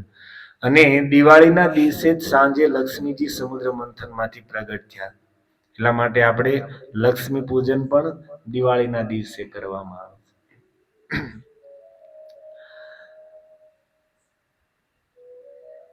અને પછી 1 વર્ષ સુધી સમુદ્ર મંથન ચાલ્યું અને છેલ્લે પૂરું થવા માટે આવ્યું ત્યારે ધનતેરસના દિવસે સાક્ષાત ભગવાન જ ધન્વંતરીના રૂપમાં અમૃતનો કળશ લઈને પ્રગટ થયા. ધનતેરસ જેને આપણે મનાવીએ છીએ, એ જ દિવસે ભગવાન ધન્વંતરી અમૃત કળશ લઈને સમુદ્ર મંથનમાંથી પ્રગટ થયા. તો ધન્વંતરી ભગવાન પ્રગટ થયા એ સમયે ધન્વંતરી ભગવાનના હાથમાં 3 ઔષધિઓ હતી. અમૃતનો કળશ તો હતો જ હાથમાં, પણ સાથે 3 ઔષધિઓ હતી. શું હતું? એક આમળા, એક હરડે અને એક બહડે. આ 3 તમે નામ સાંભળ્યું છે? ત્રિફળા ચૂર્ણમાં આ 3 ઔષધિઓ હોય. તો ધન્વંતરી ભગવાન જ્યારે પ્રગટ થયા અમૃત લઈને, ત્યારે આ 3 ઔષધિઓ સાથે હતી અને એને મેળવીને જ ત્રિફળા ચૂર્ણ બને છે. અને એટલા માટે જ આયુર્વેદમાં જેટલી પણ ઔષધિઓ છે એમાં સર્વશ્રેષ્ઠ ઔષધિ ત્રિફળા ચૂર્ણને માનવામાં આવે છે. કારણ કે સાક્ષાત ભગવાન ધન્વંતરી પોતાની સાથે લઈને આ 3 ઔષધિઓ સાથે પ્રગટ થયા હતા. અને ચોથું અમૃત હતું. અને એ જ ભગવાન ધન્વંતરીએ આયુર્વેદ શાસ્ત્રની રચના કરી. આપણી પાસે જે આયુર્વેદ ગ્રંથ છે એના રચયિતા કોણ છે? સાક્ષાત ભગવાન ધન્વંતરી, જેને શ્રીમદ ભાગવતમાં ભગવાનના 24 અવતારોમાં 11મા કે 12મા અવતારના રૂપમાં સ્વીકાર કરવામાં આવ્યો છે, ધન્વંતરી ભગવાન. અને આયુર્વેદમાં એવી ઔષધિઓનું વર્ણન છે કે આજ તો હવે એને જાણવા વાળા પણ નથી રહ્યા, ને બધી ઔષધિઓ પણ નથી રહી. નહીં તો પહેલાના રાજા મહારાજાઓ યુદ્ધ કરવા માટે જતા તો સાથે વૈદ્ય પણ સાથે જતા. એના જે રાજવૈદ્ય હોય સાથે ઔષધિઓ લઈને, અને યુદ્ધમાં જે ઘાવ, તલવારના ઘા થયા હોય અથવા તો તીર શરીરને આરપાર નીકળી ગયા હોય, અને ઘાયલ સેનાપતિ હોય કે સૈનિકો હોય કે રાજાઓ હોય અને એના વૈદ્ય હોય, એ ઔષધિઓની વાટીની ઘાવની અંદર ભરી દે તો રાત્રિ જતા જતાની સાથે સવાર થાય કે વધીને 1-2 દિવસમાં એ ઘાવ આખા ભરાઈ જતા. આવી દિવ્ય ઔષધિઓ. પણ હવે આજ તો એ બધું એટલું વિજ્ઞાન નથી રહ્યું, છતાં આયુર્વેદનો આજે પણ પ્રભાવ છે. તો એ આયુર્વેદ શાસ્ત્રને લખવા વાળા ધન્વંતરી ભગવાન છે, પણ વાત આપણે એ કરવી છે કે ભગવાન ધન્વંતરીએ અવડો મોટો ગ્રંથ લખ્યો આયુર્વેદ શાસ્ત્ર, પણ એ ગ્રંથ લખતા પહેલા સૌથી પહેલો શ્લોક ભગવાન ધન્વંતરી આયુર્વેદનો પ્રથમ શ્લોક મંગલાચરણનો શ્લોક લખે છે, અચ્યુત અનંત ગોવિંદ. બહુ સુંદર શ્લોક છે, તમારે બોલવા જેવો છે. મારી પાછળ પ્રયાસ કરો તો ફાવશે. અચ્યુત અનંત ગોવિંદ, અચ્યુત અનંત ગોવિંદ, નામ સ્મરણ ભેષજ, નામ સ્મરણ ભેષજ, નશ્યંતિ સકલા રોગા, નશ્યંતિ સકલા રોગા, સત્યમ સત્યમ વદામ્યહમ, સત્યમ સત્યમ વદામ્યહમ. શું લખે છે? અચ્યુત અનંત ગોવિંદ નામ સ્મરણ ભેષજમ. ભેષજનો અર્થ થાય ઔષધિ. ભગવાનના જે મંગલમય નામ છે અચ્યુત અનંત ગોવિંદ રામ કેશવ માધવ, આ નામ જ ભેષજ છે, સાચી ઔષધિ છે. નશ્યંતી સકલા રોગા, સમસ્ત રોગો માટે સૌથી મોટી ઔષધિ ભગવાનના બધા મંગલમય નામ છે. સત્યમ સત્યમ વદામ્યહમ. હું 2 વખત શબ્દ પ્રયોગ કરે છે કે આ વાત હું બિલકુલ સત્ય અને બિલકુલ સત્ય જ કહું છું. કેમ? કારણ કે ભગવાન ધન્વંતરી કહે છે કે આયુર્વેદમાં હું જેટલી ઔષધિઓનું વર્ણન કરવા જઈ રહ્યો છું, આ બધી જ ઔષધિઓ મોટા મોટા રોગોને મટાડશે, અસાધ્ય રોગોને મટાડશે, પણ શરીરના રોગોને મટાડશે. પણ એક રોગ એવો છે કે જેને આત્માને પકડેલો છે. શરીરનો રોગ ગમે એટલો મોટો હોય, આપણને ક્યાં સુધી પીડા આપશે? આજના સમયમાં સૌથી મોટો રોગ કેન્સરને માનવામાં આવે છે. અને કોઈને માનો કેન્સર હોય તો એ કેન્સર ક્યાં સુધી પીડા આપશે આપણને? વધીને જ્યાં સુધી શરીર છે ત્યાં સુધી આપણને દુઃખ અને કષ્ટ આપશે. શરીર છૂટશે એટલે શરીરની સાથે કેન્સર છૂટી ગયું, શરીરની સાથે કેન્સર ચિતામાં ભસ્મ થઈ ગયું. પણ આ ભવરોગ તો એવો છે કે શરીર છૂટવા છતાં પણ આપણને છોડવાનો નથી, કારણ કે આ રોગ શરીરને નથી લાગ્યો. આ ભવરોગ છે એ આત્માને, આપણને, જીવને લાગેલો છે. અને આ ભવરોગને કારણે જ આ જીવાત્મા જન્મ મૃત્યુના ચક્રમાં ભટકી રહ્યો છે. એક શરીરમાંથી બીજામાં, બીજામાંથી ત્રીજામાં, મનુષ્યમાંથી પશુ, પશુમાંથી પક્ષી, પક્ષીમાંથી વૃક્ષને, આવી રીતે 84 લાખ પ્રકારના શરીરોમાં જીવાત્મા ભટકી રહ્યો છે. કેમ? આ ભવરોગને કારણે. અને આ ભવરોગની એકમાત્ર ઔષધિ છે ભગવાનનું મંગલમય નામ. એટલા માટે ધન્વંતરી ભગવાન કહે છે કે અન્ય જેટલી ઔષધિઓ આયુર્વેદમાં હું વર્ણન કરીશ આગળ, એ બધી તો શરીરના રોગોને મટાડવા વાળી છે, પરંતુ આ જે ઔષધિ છે અચ્યુત અનંત ગોવિંદ, ભગવાન ગોવિંદના આ બધા મંગલમય નામ છે, એ તો ભવરોગ, આત્માના રોગને મટાડવા વાળી ઔષધિ છે. અને કેટલી સારી ને કેટલી સુંદર ને કેટલી મીઠી ઔષધિ. આપણે કીર્તન કરતા હતા તો એમાં આનંદ નહોતો આવતો? બોલો, દવા આપણો રોગ મટી રહ્યો છે ને આપણને શું કહેવાય, ઔષધિનું સેવન થઈ રહ્યું છે. આ તો ભાઈ એવી વાત થઈ કે આપણને કંઈક રોગ થયો હોય, ડોક્ટર પાસે જઈને ડોક્ટર એમ કે સવારે ને સાંજે તારે 2 ડ્રાયફ્રૂટ જ્યુસ પી જવાના, હા, અને રોગ મટી જાય છે. તો એમ થાય કે હારું, આ રોગ થોડો મટાડે.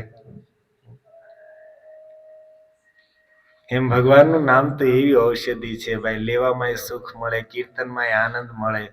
શરૂઆતમાં આપણને અભ્યાસ ન હોય એટલે નામ માળા લઈને બેસીએ તો આપણને થોડો કંટાળો ચડે, થોડી ઊંઘ આવે, પણ થોડોક સમય સુધી અભ્યાસ કરો અને પછી એવી આદત થઈ જાય કે નામ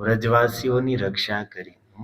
ગોવર્ધન ધારણ કરીને ભગવાન ઊભા છે. શું બતાવે છે? ઠાકુરજી કહી રહ્યા છે કે હું મારા ભક્તોની, મારા શરણાગતોની રક્ષા કરવા માટે હંમેશા તૈયાર છું. મારી શરણમાં આવી જાઓ. ગોવર્ધન ધારણ કરીને ભગવાને સંપૂર્ણ વ્રજવાસીઓની રક્ષા કરી. એ જ ભગવાન ગીરધારી, ગોવર્ધનધારી, શરણાગતોની રક્ષાનું એને વ્રત લીધેલું છે. સકૃદેવ પ્રપન્ના તવાસ્મિત ચ યાચતે અભયમ સર્વભૂતેભ્યો દદામી એતદ વ્રતમ મમ. વાલ્મીકીજી રામાયણમાં સુગ્રીવ જ્યારે શરણમાં આવ્યા છે અને ત્યારે ભગવાન સમુદ્રને સાક્ષી રાખીને, ભગવાન રામજી કહે છે કે સંસારના લોકો કંઈક સંકલ્પ લે તો 2 બૂંદ જળ હાથમાં લઈને સંકલ્પ લે છે, પણ આપણે બે ચાર ટીપાય નહીં થાય, આખો સમુદ્ર સાક્ષી રાખીને ભગવાન પ્રતિજ્ઞા કરે છે. સકૃત એવ પ્રપન્ના, એક વખત મારી શરણમાં કોઈ આવી જાય, તવ અસ્મિ ઇતિ યાચતે, અને ખાલી એટલું કહી દેશે કે હે પ્રભુ હું તમારો છું, બસ અભયમ સર્વભૂતેભ્યો દદામી, હું એને અભય કરી દઈશ. સંસારના જીવોની વાત જવા દો, યમરાજથી પણ એને અભય કરી દઈશ, મૃત્યુથી પણ એને ભય રહિત કરી દઈશ. એતદ વ્રતમ મમ, આ મારું વ્રત છે, આ મારી પ્રતિજ્ઞા છે. સમુદ્રને સાક્ષી રાખીને ભગવાને ઘોષણા કરી, એક વખત મારી શરણમાં આવી જાય. અને ગોવર્ધન ધારણ કરીને ભગવાને કરી બતાવ્યું. ઇન્દ્ર, દેવતાઓના રાજા ઇન્દ્ર કોપાયમાન થઈને સમસ્ત વ્રજવાસીઓને નષ્ટ કરવા માટે પ્રલયકારી મેઘોને વર્ષાનો આદેશ આપ્યો, પણ ભગવાને પોતાના શરણાગત ભક્તોની રક્ષા ગોવર્ધન ધારણ કરીને કરી. એક બૂંદ પણ વ્રજવાસીઓને સ્પર્શ ન કરી શકી. તો ગઈકાલે ગોવર્ધન ઉત્સવ હતો અને આજે ભાઈ બીજની થોડી આપણે 5-10 મિનિટ કથા કહીને પછી વધારે તમને હેરાન નહીં કરીએ. વાંધો નહીં, આમ કોઈ સૂતા હોય એવું નથી લાગતું. આમ કદાચ સૂતા હોય તો આમ મારું ધ્યાન નથી, બાકી સામે બેઠા છે કોઈ નથી સૂતા. હે? અચ્છા, શાના પ્રસાદ ના? એક છે ગામડાઓમાં શહેરો જેટલો સત્સંગ સુલભ નથી, કારણ કે શહેરોમાં મોટા મોટા મંદિરો છે, સાધુ સંતોનું આવાગમન, આવવા જવાનું ચાલુ હોય તો કંઈક ને કંઈક ત્યાં સત્સંગ ને ઉત્સવ મળી રહે. પણ ગામડાઓમાં એટલી બધી, તો આપણે ગુજરાતમાં ઠાકોરજીની કૃપા છે કે ભલે ઓછો પણ સત્સંગ કંઈકનું કંઈક મળે છે. અમારા ગુરુ મહારાજ બિહાર પ્રદેશથી છે, તો બિહારમાં એને બહુ પ્રચાર કર્યો છે, તો ત્યાં અમારા ગુરુ ભાઈઓ ઘણા છે, તો વર્ષમાં 1-2-3 વખત ત્યાં કથા કહેવા જવાનો અવસર મળે છે. તો દેશનું સૌથી ગરીબ રાજ્ય બિહાર છે. ગામડાઓની પ્રજા શ્રદ્ધા ખૂબ છે. શ્રદ્ધાની વાત શું કરવી, અમે હમણાં જ જઈને આવ્યા, તો હું કહેતો હતો આવીને કે કથા હોય સાંજનો સમય, 8 થી 11 કથાનો સમય હતો, તો હું 8:45 વ્યાસપીઠ ઉપર જઈને બેસતો, પહેલા ભજન ચાલુ થઈ ગયા હોય અને 10-15 મિનિટમાં મંગલાચરણ એવું કરીને 9 વાગ્યે કથા ચાલુ થતી, તો 11 વાગ્યા સુધી 5-10 મિનિટ વધારે પણ કથા ચાલે. અને પછી કથા પૂરી થાય 11:10-15, એટલે પછી અમારી સાથે ભક્તો હતા, એ 2-4 ભજન ગાઈને આરતી કરે ને એવું કરે, ત્યાં 12 વાગતા. ફીટ 12 વાગે સાઉન્ડ સિસ્ટમની ચાપ બંધ થતી. તો કથામાં 500-600 લોકો બેઠા હોય ગામડામાં, અને 500-600 લોકો બેઠા હોય, એમાંથી રાતે 12 વાગે સાઉન્ડ સિસ્ટમની ચાપ બંધ થાય ત્યાં સુધી એમાં 400 લોકો એમના ઊભા હોય. 100-150 લોકો કથા પૂરી થાય એટલે તરત કામ હોય કે નીકળી જાય. બાકી બધા 400-450 ભક્તો 12 વાગ્યા સુધી એમના ઊભા હોય, ભજન સાંભળતા હોય, નાચતા હોય. એમ થાય કે ઓહો, જો આની પાસે સમય જ સમય છે, શ્રદ્ધા છે ને સમય છે. અને આપણે અમારે મુંબઈમાં કથા હોય અને વક્તા કથા પૂરી કરે એટલે એનાઉન્સ કરવાવાળો ઊભો થાય ને બિચારો 2 મિનિટ બેસો, 2 મિનિટ બેસો, પણ કોઈ બેહેક કારવે ઉડુડું કરતા હોય, બધું ખાલી, કોઈ એનાઉન્સ સાંભળવા ઊભા ન રહે. પૈસા નથી તો ત્યાં કોઈ જવા વાળું નથી, બચારાને સાચું કોઈ સંભળાવવા વાળું નથી. પાખંડીઓ તાંત્રિકો ઢોંગીઓ આવીને બચારાની શ્રદ્ધાઓને લૂંટી રહ્યા છે, શ્રદ્ધાનો લાભ લઈ રહ્યા છે. અને સ્વાભાવિક છે ગરીબ લોકો હોય એટલે મનમાં કંઈક પેલા લોકો આવીને કંઈક લાલચ આપે તો બિચારા લાલચમાં આપણને ઠાકુરજી એટલું આપ્યું તો બીજાની સારી વાત સાંભળીને લાલચમાં પાખંડીઓની વાતમાં ફસાઈ જઈએ છીએ. તો એ બિચારા પાસે તો નથી, તાણમાં છે, તો સ્વાભાવિક છે કંઈક એવી લાલચની વાત સાંભળે એટલે એ પાખંડીઓ ઢોંગીઓની વાતમાં આવીને ફસાઈ જાય છે. તો એ પણ બહુ સત્સંગ મળવો એ પણ ભગવાનની બહુ મોટી કૃપા છે. રામાયણમાં લખ્યું છે, વિનુ સત્સંગ વિવેક ન હોઈ, રામ કૃપા બિનુ સુલભ ન સોઈ. સત્સંગ વગર જીવનમાં વિવેકની પ્રાપ્તિ થતી નથી. વિવેક અર્થાત સાચી સમજણ, શું કરવું શું ન કરવું. પણ એ સત્સંગ રામની કૃપા હોય તો જ પ્રાપ્ત થાય. તો હા, આજની કથા આપણે કે સૂર્યદેવ ભગવાન સૂર્ય જે આકાશમાં વિચરણ કરે છે, જે પ્રત્યક્ષ ભગવત સ્વરૂપ માનવામાં આવે છે. તો સૂર્ય ભગવાનની પત્નીનું નામ છે સંજ્ઞા. અને સંજ્ઞા પોતાના પતિ ભગવાન સૂર્યનું તેજ એટલું છે કે સંજ્ઞાથી તેજ સહન થતું નથી. તો એ સંજ્ઞા છે વારંવાર પોતાના પિતાના ઘરે વહી જાય છે અને એના પિતાજી સમજાવીને પાછી મોકલે. અહીંયા આવે તો આ પાછા સૂર્યદેવના ડરથી પાછા પિતાના ઘરે વયા જાય. એક વખત એના પિતાજી ખીજાઈને કહે છે કે તારા વિવાહ થઈ ગયા છે, પતિની સેવા કરવી, પતિના ઘરે રહેવું તારું ધર્મ છે, તો વારંવાર અહીંયા શું કામ આવે છો? જા, હવે ફરી વખત પાછી નહીં આવતી.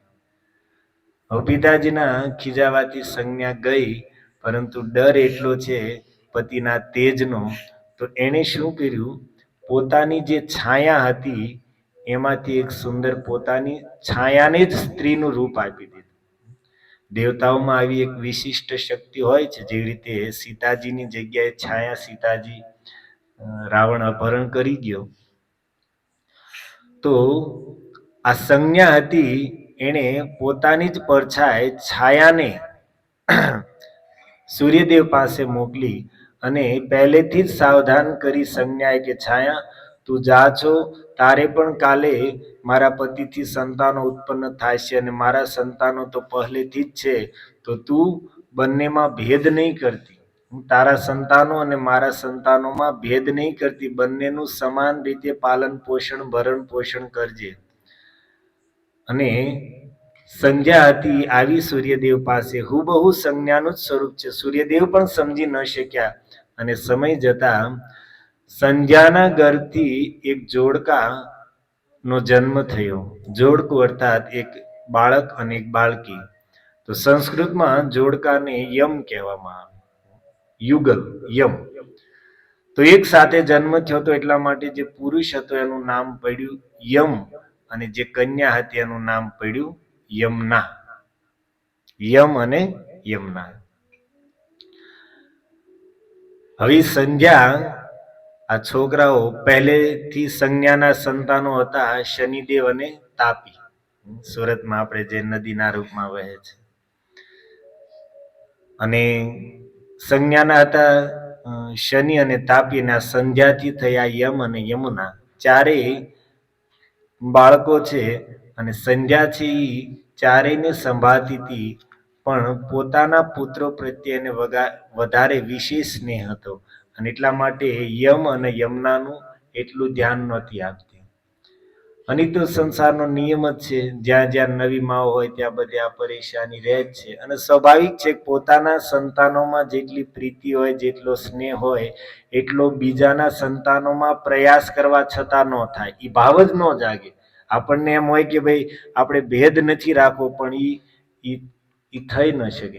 એ તો ભાઈ કોઈ એવી કુંતી માતા જેવી મહાન સ્ત્રી હોય કે જેની પાસે એટલી મહાનતા હોય કે પોતાના સંતાનો બીજાના સંતાનોમાં બિલકુલ ભેદ ન હોય. પાંડુ મહારાજનું જ્યારે મૃત્યુ થયું કિંદમ ઋષિના શ્રાપથી, તો પાંડુ મહારાજની બંને પત્નીઓ કુંતી અને માદ્રી બંને હતી અને કુંતીથી 3 પુત્ર થયા હતા. યુધિષ્ઠિર, ભીમ અને અર્જુન અને માદ્રીથી નકુલ અને સહદેવ. પાંચે બાળકો નાના નાના હતા અને એ સમયે પાંડુ મહારાજનું મૃત્યુ થયું. કુંતી માતા કહે છે કે હું મોટી છું એટલે પતિ સાથે હું સતી થઈશ અને માદ્રી તું આપણા પાંચે બાળકોને સંભાળજે. અને ત્યારે માદ્રી કહે છે કે બહેન, જો હું રહીશ તો મારામાં એટલી મહાનતા નથી, હું પ્રયાસ કરવા છતાં પણ હું ઈ નહીં કરી શકું કે તારા પુત્રમાં અને મારા પુત્રમાં સમાન દ્રષ્ટિ રહી શકે. તારા અને મારા પુત્રમાં અભેદ દ્રષ્ટિ મારાથી નહીં થઈ શકે. પરંતુ બહેન, હું જાણું છું કે તું અહીંયા રહીશ તો તારી પાસે એ મહાનતા છે કે મારા પુત્રોમાં તારા પુત્રોમાં તું જરાય ભેદભાવ નહીં કર. એટલા માટે મને સતી થવા દે અને તું રહી જા. માદ્રીના આગ્રહથી કુંતી માતા રહે છે અને માદ્રી પોતાના પતિ સાથે સતી થાય છે. કુંતા માતા 5 પુત્ર અને મહાભારત ગ્રંથ વાંચો, ભાગવત વાંચો. પોતાના સગા સંતાનો કરતા પણ અધિક પ્રિય માદ્રીને નકુલ અને સહદેવ હતા. અને ક્યાં ખબર પડે, જ્યારે પાંડવો વનમાં ગયા તો વનવાસ દરમિયાન એક દિવસ ભીમસેન પ્યાસથી વ્યાકુળ થઈને એટલી તરસ લાગી કે જળની ખોજમાં એક સરોવર પર પહોંચ્યા અને ત્યાં યક્ષના રૂપમાં સાક્ષાત ધર્મદેવ જ યક્ષના રૂપમાં હતા અને એને કીધું કે ભીમ, મારા પ્રશ્નનો ઉત્તર દીધા વગર પાણી પીશ તો તારું મૃત્યુ થશે. ભીમે એની વાત સાંભળી નહીં, પાણી પીધું, ત્યાં મરીને પડી ગયા. અર્જુન આવ્યા, એ જ સ્થિતિ થઈ. નકુલની પણ એ જ સ્થિતિ. સહદેવ આવ્યા, એની પણ એ જ ગતિ થઈ. અંતમાં યુધિષ્ઠિર મહારાજ આવ્યા અને યક્ષે કીધું કે રાજન, મારા પ્રશ્નનો ઉત્તર દીધા વગર જો જળ પીશો તો તમારા ભાઈઓની જે દશા થઈ એ જ તમારી પણ થશે. યુધિષ્ઠિર મહારાજ કહે છે કે મહારાજ, પૂછો તમે, જો મારી બુદ્ધિ ચાલશે, મારું જેવું જ્ઞાન છે અનુસાર હું તમને ઉત્તર આપીશ. 100 પ્રશ્ન પૂછ્યા છે યુધિષ્ઠિર મહારાજને યક્ષએ. બહુ સુંદર સુંદર સંવાદ છે. એમાં એક પ્રશ્ન કે આ જગતનું સૌથી મોટું આશ્ચર્ય શું છે? યક્ષનો પ્રશ્ન શું હતો કે આ જગતનું સૌથી મોટું આશ્ચર્ય શું છે? આશ્ચર્ય અર્થાત વિચિત્રતા. તો યુધિષ્ઠિરજી કહે છે કે મહારાજ, અહની ભૂતાની ગચ્છન્તિ યમાલયમ શેષા સ્થાવરમ ઇચ્છન્તિ કિમતઃ પરમાશ્ચર્યમ. દિવસે ને દિવસે લોકો મરી રહ્યા છે, મરીને યમલોક તરફ જઈ રહ્યા છે અને જે વધ્યા છે એ જોવે છે કે આ મરી ગયો, મારાથી નાનો મર્યો, મારાથી મોટો મરી ગયો, આડોશ પડોશ વાળા મર્યા અને મારા સંબંધીઓ મર્યા, વડીલો મર્યા, નાની ઉંમરના મર્યા અને કાલે મારે પણ મરવાનું છે. આ જોવે છે, જાણે છે, છતાં એને એમ જ છે કે મારે તો હજી અહીંયા ને અહીંયા જ રહેવાનું છે. બધાને મરતા જોવે છે તો હજી તો એમ જ છે, બિંદાસ થઈને ફરે છે કે ભાઈ આપણને હજી કાંઈ વાંધો નથી. આનાથી મોટું આશ્ચર્ય શું હોય? આંખ સામે મરતા લોકોને જોવે છે ને કાલે આપણો વારો આવવાનો છે જોવા છતાં પશ્યન અપી ન પશ્યતી, જોવા છતાં આંધળો થઈને બેઠો છે. આપણે કે ને આંખ આડા કાન કરીને બેઠો છે. સુખદેવજી પરીક્ષિતજીને ગંગા તટ પર કહે છે કે રાજન, તમે શું કામ બીવો છો? તમને શ્રાપ છે કે આજથી 7મા દિવસે તક્ષક નાગ આવીને તમને દંશ દેશે, મૃત્યુ થશે. તમારી પાસે 7 દિવસનો સમય છે. રાજન, તમે ભાગ્યશાળી છો. અભાગી તો સંસારના લોકો છે જેની પાસે 7 મિનિટનો ભરોસો નથી અને છતાં એને કોઈ ચિંતા નથી, કોઈ દુઃખ નથી, બિંદાસ થઈને ફરી રહ્યા છે અને તમારી પાસે તો 7 દિવસ છે. તમે શું કામ મૂંઝાવ છો? આપણે ગુજરાતની તાજી જ ઘટના છે. અમદાવાદમાંથી પ્લેનમાંથી ઉડ્યા હતા. કોઈ કલ્પના પણ કરી છે? મરવાનું તો બધાને છે, પણ એટલું જલ્દી અને એટલું ભયંકર મોત આવશે કોઈ કલ્પના કરી છે? જીવતા જીવતા ઈ સળગી, ઈ કેટલી ત્યાં વિમાનના ઈ પતરા ઓગળી ગયા. એટલી ગરમી આગમાં એ લોકોનું શું સ્થિતિ થઈ છે કલ્પના ન કરી શકે. સંસારમાં કેટલી ઘટનાઓ આપણને વોટ્સએપમાં નથી વિડીયો આવ્યા જ કરતા ઘરેથી નીકળ્યા હોય ને સાંજે ઘરે પાછા નથી પહોંચતા, કોઈનું એક્સિડન્ટ થઈ ગયું, કોઈને એટેક આવી ગયો, કોઈ બોમ્બ બ્લાસ્ટમાં, કોઈ કાંઈ. પદમ પદમ યદ વિપદામ તેષામ, પદ પદ પર વિપત્તિથી ભરેલો આ સંસાર છે. બધું જ જોવા છતાં, સમજવા છતાં, જાણવા છતાં આપણે આંધળા થઈને બેઠા છીએ. યુધિષ્ઠિર મહારાજ કહે છે કે આનાથી મોટું આશ્ચર્ય શું હોય. પ્રભુપાદ મહારાજ જેણે ઇસ્કોન સંસ્થાની સ્થાપના કરી, દેશ વિદેશમાં સનાતન ધર્મ કૃષ્ણ ભક્તિનો પ્રચાર કર્યો. પ્રભુપાદજી કહેતા કે માણસ કરોડપતિ બનવા માટે કેટલી મહેનત કરે. કોઈને કરોડપતિ બનવું છે, કરોડપતિ બનવા માટે દિવસ રાત મહેનત કરશે, પણ દિવસ રાત મહેનત કરવા છતાં, આખી જિંદગી પ્રયાસ કરવા છતાં કરોડપતિ બનશે કે નહીં બને એનો કોઈ ભરોસો નથી. કોઈને એમ હોય કે ભાઈ આપણી સમાજમાં આપણું નામ હોય, સમાજમાં આપણે મોટા મોટા કામ કરીએ, આપણો યશ હોય, અને એની માટે દિવસ રાત મહેનત કરે, પણ એટલું કરવા છતાં પણ ખબર નથી કે યશ મળશે કે અપયશ મળશે. ઘણાને એમ હોય કે આપણી પાસે મોટો બંગલો હોય ને, ગાડીઓ હોય ને, આ હોય ને, તે હોય ને, એન્ટ્રી પડતી હોય ને, અને એની માટે બેચારો દિવસ રાત મહેનત કરે, પણ જેની માટે મહેનત કરી છે ગાડીઓ બંગલા થાય કે ન થાય એનો ભરોસો થોડો છે. જે વસ્તુ મળશે કે નહીં મળે એની કોઈ ગેરંટી નથી, એનો કોઈ ભરોસો નથી. એની માટે વ્યક્તિ આખી જિંદગી લગાવી દે છે, પણ મોત જે આવવાનું જ છે એની માટે વ્યક્તિ પાસે કોઈ સમય જ નથી, એની માટે કોઈ તૈયારી જ નથી. જે મળશે કે નહીં મળે જેનો ભરોસો નથી, એની માટે આખી જિંદગી લગાવી દીધી, અને જે આવવાનું જ છે, જે મળવાનું જ છે એની માટે કોઈ સમય જ નથી. આ જગતમાં મૃત્યુ એક એવી વસ્તુ છે કે જેમાં કોઈ અપવાદ જ નથી. અપવાદ કોને કહેવાય ખબર છે? 100 લોકો જન્મ્યા અને એમાંથી 99 મરી ગયા, અને એક વ્યક્તિ બચી ગયો, તો એ બચી ગયો એને અપવાદ કહેવાય કે ભાગ્યશાળી એક અપવાદ એક બચી ગયો. પણ મૃત્યુ એક એવી વસ્તુ છે કે જેમાં કોઈ અપવાદ જ નથી. 100 જન્મ્યા 100 એ 100 મરશે. આમાં કોઈ ઓપ્શન જ નથી, કોઈ અપવાદ જ નથી. અને આ બધું જાણવા છતાં બતાવો આપણી પાસે શું તૈયારી છે? હું હોક, તમે હો, ગમે હોય, આપણે બધા જાણીએ છીએ, ખાલી તારીખ નથી ખબર. જન્મ દિવસ આપણને ખબર છે, પણ મરણની તારીખ નથી ખબર. પણ જવાનું છે તો પાક્કું જ છે. તો તૈયારી શું?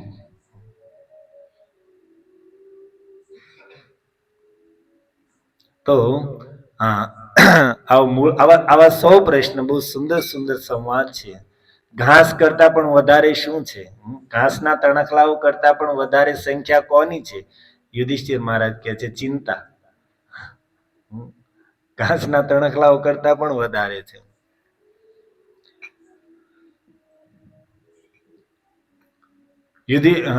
યક્ષ પ્રસન્ન થઈને કહે છે કે રાજન, તમારા પ્રશ્નોથી હું પ્રસન્ન છું. તમારા 4 ભાઈઓમાંથી કોઈ પણ એક ભાઈને તમે જેને કહેશો એ જીવિત થઈ જશે. તો યુધિષ્ઠિર મહારાજ કહે છે મારો ભાઈ સહદેવ, નકુલ જીવિત થઈ જાય. યક્ષને નવાઈ લાગી કે રાજન, તમારા ભાઈ ભીમ જેવા ગદાધર ને અર્જુન જેવા ધનુર્ધર છે, એને છોડીને તમે નકુલને? તો કે હા. કેમ? કારણ કે મારી માં કુંતીનો એક પુત્ર હું જીવિત છું, તો મારી માં માદ્રીનો પણ એક પુત્ર જીવિત હોવો જોઈએ, એટલા માટે તમે નકુલને જીવિત કરી. યક્ષ પ્રસન્ન થઈને કહે છે કે મહારાજ, હું તમારી આ વાતથી બહુ પ્રસન્ન છું. હજી એક ભાઈ તમારો જીવિત થઈ જાય, તમે જે કહેશો એ. તો યુધિષ્ઠિર મહારાજ કહે છે કે મારો ભાઈ સહદેવ જીવિત થઈ જાય. યક્ષ કહે છે કેમ ભાઈ હવે સહદેવ? તો કે મારી માં કુંતીની સૌથી અધિક સ્નેહ સહદેવ ઉપર છે, અને એટલા માટે સહદેવ જીવિત થઈ જાય. તો વાત આપણી એ હતી કે કુંતી જેવી તો કોઈ ભાગ્યશાળી હોય કે જે પોતાના પારકામાં ભેદ ન કરે. બાકી તો હા, આજે સંધ્યા હતી એના ઘરથી કોનો જન્મ થયો હતો? યમ અને યમુના. અને મૂળ સંજ્ઞા હતી એના ઘરથી શનિ અને તાપી. તો યમરાજીએ જોયું કે આ સંધ્યા ભેદ કરી રહી છે અમારામાં અને ઓલાની અંદર. તો એને ક્રોધ આવ્યો અને ક્રોધ આવ્યો તો યમરાજીએ પગ ઉઠાવ્યો માં ઉપર મારવા માટે. માર્યું નહીં, પણ આમ કેમ ઘણીવાર ગુસ્સો આવે તો આપણે હાથ આમ કરી નાખીએ, પછી આપણે રોકી લઈએ, એમ પગ ઉઠાવ્યો પણ પ્રહાર નહોતો કર્યો. તો સૂર્યદેવને જ્યારે ખબર પડી કે અરે આણે પોતાની માં ઉપર પગ ઉઠાવ્યો તો એટલા ક્રોધિત થયા કે યમને કહે છે કે દુષ્ટ, તારી એટલી હિંમત કે માં ઉપર તે પ્રહાર કર્યો, માં ઉપર તે પગ ઉઠાવ્યો. તો યમનાજી બીચમાં વચ્ચે જ બોલ્યા કે પિતાજી, ભાઈનો કાંઈ વાંક નથી. અચ્છા, તું વચ્ચે ડબડબ કરે છો. મગજ કોઈનું ગયેલું હોય ને ત્યારે વચ્ચે ન હોવાય કે તું આ અપરાધીનો પક્ષ લે છે. જા, તને શાપ આપું છું, તું પૃથ્વી પર નદી થઈ જા. વગર કાઢે યમનાજી. અને આ બાજુ યમરાજને શાપ આપ્યો કે તારી બુદ્ધિ એટલી ભ્રષ્ટ છે, જા તું પાપીઓનું શાસન કરવા વાળો થઈ જા. પાપીઓ સાથે જ હંમેશા તારે પંગો લેવાનો રહેશે. અને સૂર્યદેવના શાપથી યમરાજજીને જીવોના પાપ પુણ્યના હિસાબનો વિભાગ પ્રાપ્ત થયો, પાપીઓને એને સુધારવાના. અને આ બાજુ યમનાજી નદી બનીને પૃથ્વી ઉપર આવી ગયા કાલિંદીના રૂપમાં. અને પછી થોડા સમય પછી યમરાજજીને પોતાની બહેનની બહુ યાદ આવી. તો યમરાજજી પોતાની સંયમની નગરીથી નીચે ઉતરીને પૃથ્વી પર આવ્યા પોતાની બહેન યમુના પાસે. અને કેટલાય સમય પછી આજ ભાઈ આવ્યો છે, તો યમુનાજી અનેક પ્રકારના સ્વાદિષ્ટ પકવાનો વ્યંજનો બનાવીને પોતાના ભાઈ યમને બેસાડીને પોતાના હાથેથી ભોજન કરાવ્યું. અને એ દિવસ હતો આજનો દિવસ, ભાઈ બીજ, જેને શાસ્ત્રમાં યમ દ્વિતીયા પણ કીધું છે. યમરાજ આજ દ્વિતીયાના દિવસે પોતાની બહેન યમુના પાસે આવ્યા હતા. તો સ્કંદ પુરાણમાં વર્ણન છે, ત્યાં લખ્યું છે કે યમરાજજીએ પ્રસન્ન થઈને કીધું કે આજના દિવસે કોઈ પોતાની બહેનના ઘરે જશે, ભાઈ પોતાની બહેનના ઘરે જશે, બેન પોતાના હાથે રસોઈ બનાવે ને પોતાના હાથેથી જ ભાઈને ખવડાવશે મુખમાં કોળિયા આપીને, તો એના એક વર્ષના, ઈ ભાઈના એક વર્ષના બધા કષ્ટ, પાપ, તાપ, સંતાપ બધું જ નષ્ટ થઈ જશે. કેવી સુંદર પરંપરાઓ છે આપણી. ભાઈ બીજના દિવસે ભાઈ છે બહેનના ઘરે જાય.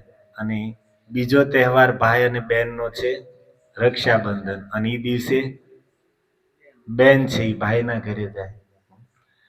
આપણા સનાતન ધર્મને છોડીને આવી પવિત્ર પરંપરાઓ, આવા પવિત્ર સંબંધો, આવો પવિત્ર સ્નેહ તમને કોઈ સૃષ્ટિ વિશ્વના કોઈ સંપ્રદાયમાં જોવા નહીં મળે.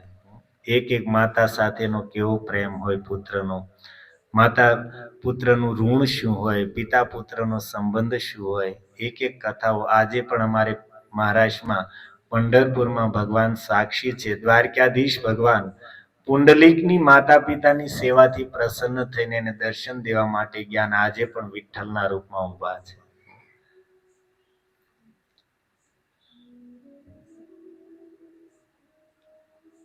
અને પછી યમરાજીએ પ્રસન્ન થઈને કીધું બહેન તું આજ માગી લે, હું બહુ ખુશ છું તારા ઉપર.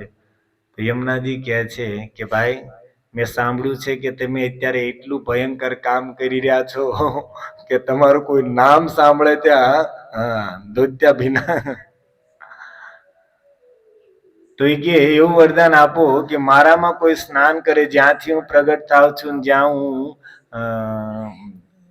ગંગાજીમાં મળું છું ત્યાં સુધીમાં કોઈ સ્નાન કરે તો એને પછી ક્યારે તમારું મુખ ન જોવું પડે. તો યમરાજજી કહે છે કે ભાઈ એટલું બધું તો આ બધા ફાવી જાય ગુજરાત વાળા, આવીને ડૂબકી મારીને વયા જાય અને પછી ત્યાં જઈને પાછા એનું ચાલુ કરે બદલા મારવાનું,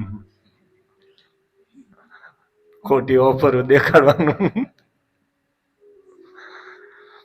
તો યમરાજીએ કીધું કે જો બેન તારી વાત હું રાખીશ, પણ સૃષ્ટિનો એક ક્રમ છે એ પણ જળવાવો જોઈએ. પાપીઓને એના પાપની સજા તો મળવી જ જોઈએ, ભગવાનનો કાયદો છે. તો કમસે કમ એટલું હું કહું બહેન કે આ વ્રજમંડળમાં, મથુરા મંડળની અંદર, અને એમાં પણ આ વિશ્રામ ઘાટમાં, અને એ પણ આજના દિવસે ભાઈ બીજના દિવસે કોઈ આવીને સ્નાન કરશે તારામાં તો એને ક્યારેય મારું મોઢું નહીં જોવું પડે. મથુરામાં તમે ગયા હો તો વિશ્રામ ઘાટ છે. ભગવાન કૃષ્ણએ કંસને માર્યો અને યુદ્ધ પછી ભગવાન યમુનાજીના એ ઘાટ ઉપર આવીને સ્નાન કરીને ત્યાં વિશ્રામ કર્યો હતો ને એટલા માટે એ ઘાટનું નામ છે વિશ્રામ ઘાટ. ચૈતન્ય મહાપ્રભુ વૃંદાવન ગયા તો સૌથી પહેલા વિશ્રામ ઘાટ ઉપર એણે યમુનાજીમાં સ્નાન કર્યું. તો અમે પણ ગયેલા છીએ ઘણા વર્ષો પહેલા, પણ બહુ ગીર્દી હોય છે, પણ એક વખત જવું જોઈએ. વ્રજમંડળમાં કાંઈ પણ યમુનાજીમાં સ્નાન થઈ જાય ભાઈ બીજના દિવસે. યદ્યપિ યમુનાજી તો પવિત્ર ગમે ત્યારે એમાં સ્નાન કરવામાં આવે, બધા પાપોને નષ્ટ કરીને જીવને કૃષ્ણ પ્રેમ પ્રદાન કરવા વાળા છે. પરંતુ યમરાજજીના વરદાનને કારણે ભાઈ બીજના દિવસે એનું વિશેષ સ્નાનનો મહિમા છે. તો આજના દિવસની આ કથા તમને કે આજ ભાઈ બીજ શું કામ મનાવવામાં આવે છે. આજ તો સાંજ તમે કહેશો પ્રભુજી સાંજ પડીને તેમ કીધું, દિવસે સવાર કીધું હોત તો કઈક બેનના ઘરે આંટો મારીને એના હાથનું કઈક જમી લે તો એક વર્ષ. કઈ વાંધો નહીં, આપણે ક્યાં વહી ગયો સમય. આવતા વર્ષે પાછી ભાઈ બીજ આવશે. તો બસ વિશેષ નહીં કહેતા, ઘણો સમય થઈ ગયો, 11 વાગી ગયા. તો બોલવામાં કઈ વધારે ભૂલચૂક થયો તો ક્ષમા કરજો. અને વિશેષ આભારી છીએ વિનુભાઈ, અશોકભાઈ, એમના પરિવાર કે જેમના કારણે આપણને અહીંયા સત્સંગ દ્વારા જીવનની થોડી ક્ષણો સાર્થક કરવાનો અવસર મળ્યો. નહીં તો કંઈક ટીવી જોતા હોત ને કંઈક મોબાઈલ જોતા હોત ને કંઈક સૂઈ ગયા હોત. પણ આ બધા ભક્તોના સંગથી આપણને સુંદર સત્સંગ મળ્યો, અવસર મળ્યો. આમાંથી તમને કંઈક સારું લાગતું હોય તો યાદ રાખીને જીવનમાં ઉતારવાનો પ્રયાસ કરજો. બીજું નામની મહિમાને યાદ રાખીને પ્રયાસ કરો. કળિયુગ છે, ઠાકોરજીના નામ લેશું એ જ સાથે આવશે. બાકી ગમે એટલા સંબંધો હશે, ગમે એટલી સંપત્તિ હશે, ગમે એટલા વ્યવહારો હશે, આજ સુધી કોઈની સાથે કાંઈ ગયું નથી અને જાશે પણ નહીં. સંબંધો, વ્યવહારની, સંપત્તિની વાત જવા દો, આ શરીર પણ આપણી સાથે આવવાનું નથી. ભગવાનનું નામ લીધું છે એ સાથે આવશે. ઘણા લોકો એમ કે પ્રભુજી એમ ભજન કરીએ તો અમારા અમુક મરી ગયા ને અમુક મરી ગયા ને ઠમુક મરી ગયા. અરે ભાઈ, અમુકની ઠમુકની ક્યાં કરે, તુંય મરવાનો છો. અહીંયા મરવા માટે જ આવ્યા છો ઠાકોરજીના નામ રૂપી સંપત્તિને બટોરી લ્યો, ભેગી કરી લ્યો, નીકળી જાઓ. બાકી આવ્યા છે બધાને જવાનું જ છે, અને સાથે એ જ આવવાનું છે, બીજું કઈ આવવાનું નથી. તો પ્રયાસ કરો ભગવાનના નામ દ્વારા જીવન સાર્થક અને સફળ થાય. હરે કૃષ્ણ કૃષ્ણ કૃષ્ણ હરે હરે, હરે રામ જગતગુરુ શીલ પ્રભુપાદ કી, હરિનામ સંકીર્તન કી, હરે કૃષ્ણ મહામંત્ર કી, નિતાય ગૌર પ્રેમાનંદે.